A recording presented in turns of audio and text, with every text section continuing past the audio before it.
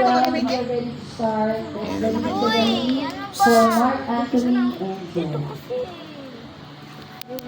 As the Lord says in Mark 10 verse 9, what God has joined together, let no one separate. Ladies and gentlemen, we are all gathered here to witness the exchanging of vows of our beloved bride and groom, Mark Anthony and Jen. So now let's witness their entourage march headed by our officiating pastor, Reverend Pastor Ernie V. Marie. Hello guys! Welcome to my club. This is the wedding reception. Ito yung kasal ng aking anak na Una na papayulit sila.